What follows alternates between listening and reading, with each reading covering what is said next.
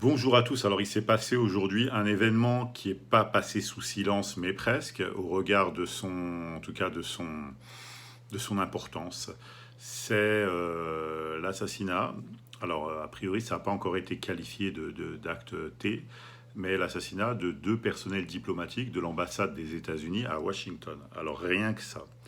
Bon, j'ai jamais mis un pied à Washington, encore moins dans le quartier de la Maison Blanche.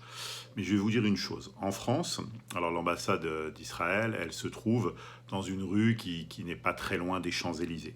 Euh, bon, alors comment ça se passe? C'est une rue qui a été piétonnisée, c'est-à-dire que c'est une rue dans laquelle il n'y a pas de trottinette, il n'y a pas de vélo, il n'y a pas de voiture, il n'y a pas de moto. Il y a une barrière plus une guérite de gendarmerie, hein. Il y a une unité de gendarmerie qui est dédiée à la sécurité extérieure de l'ambassade. Et donc, quand tu viens, il y a une guérite. Avant que le type te lève la barrière, il te contrôle ton identité. Il veut savoir ce que tu viens faire ici, parce que tu ne te balades pas dans cette rue-là par hasard, hein. Donc voilà, moi j'y suis déjà allé, mais avec la carte de réquisition. J'ai montré la carte de réquisition, puis je suis passé.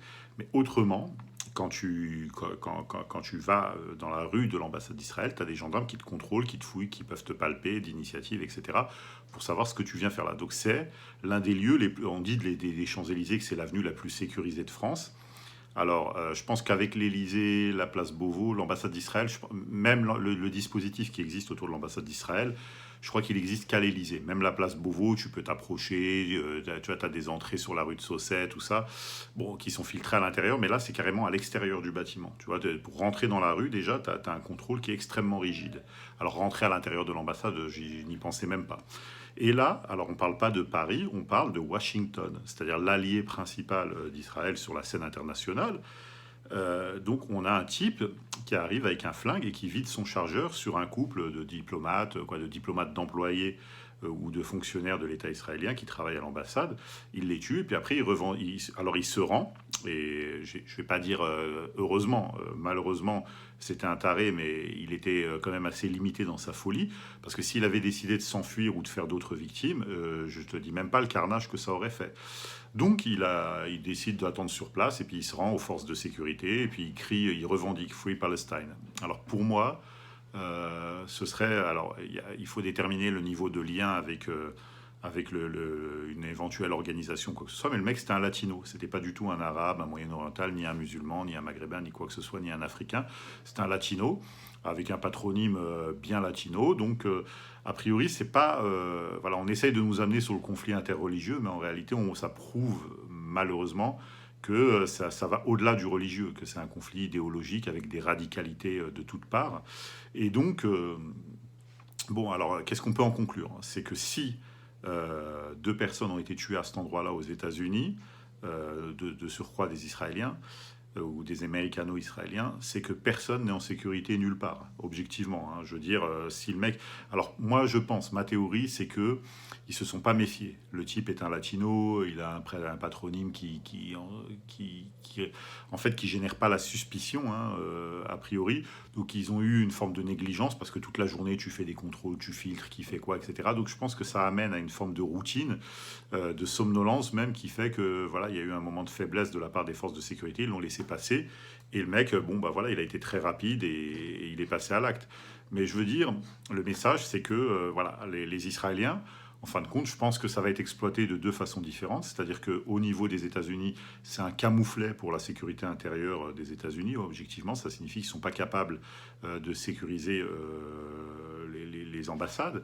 Alors, au niveau des Israéliens, c'est un camouflet supplémentaire parce que l'ambassade d'Israël, par exemple en France, vous regardez mon interview dans le courrier des stratèges qui se trouve sur YouTube, elle est sécurisée en plus par des forces israéliennes, c'est-à-dire que vous avez les gendarmes français, mais vous avez aussi des Israéliens en civil qui sécurisent l'ambassade. Donc aux États-Unis, j'imagine qu'il doit y en avoir aussi. Et tout ça n'a servi à rien. Le mec est venu et il est passé à l'acte. Donc c'est un truc de fou. Franchement, moi, je me l'explique par une forme de négligence. Donc je pense qu'il y a des têtes qui vont tomber, hein, sans faire de jeu de mots, à mon avis.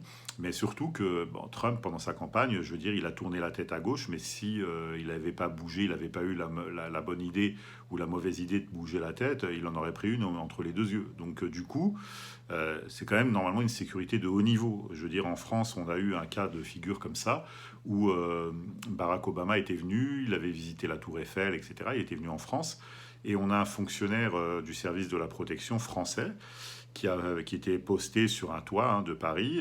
Il était là pour la protection d'Obama et puis du président français. Alors c'était François Hollande à l'époque, et il a regardé Michelle Obama avec son fusil à lunettes, comme ça pour regarder la première dame des États-Unis, parce qu'il s'ennuyait.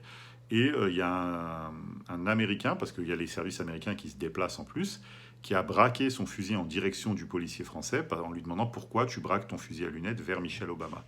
Donc tu vois, c'est quand même un truc de fou. C'est une anecdote qui est connue en interne dans la police.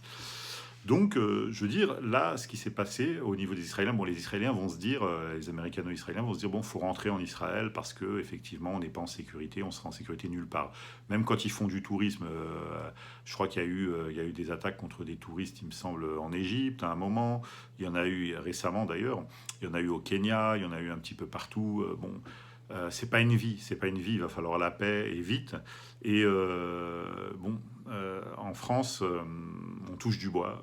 Je veux dire, malgré toutes les provocations qui sont faites à l'endroit des musulmans, malgré tous les agitateurs qui essayent d'allumer les incendies entre les communautés, pour le moment, le nombre d'incidents reste assez limité, même si ceux qui se sont déroulés sont plutôt graves.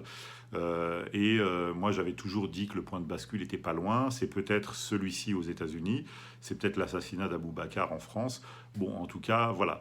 Alors, ne cédez pas aux mauvaises ondes, aux mauvais signaux, ça va aller. Mais prudence, prudence, prudence. Et en France, je ne serais pas étonné qu'il y ait des problèmes parce que, en fait, ce n'est pas un pays méritocratique. C'est-à-dire que les gens qui sont en fonction, que ce soit dans les services de protection, chez les décideurs ou quoi que ce soit, c'est de la cooptation politique. C'est du copinage, c'est du pantouflage. C'est pas du tout des gens qui sont sélectionnés sur la base de compétences. Je dis pas qu'ils sont tous nuls, mais on met pas les meilleurs, si vous voulez. Voilà, tout simplement. Donc moi, je pense que malheureusement, on se dirige vers des temps difficiles. Voilà, je vous embrasse, très bonne soirée à vous, prenez soin de vous, salut.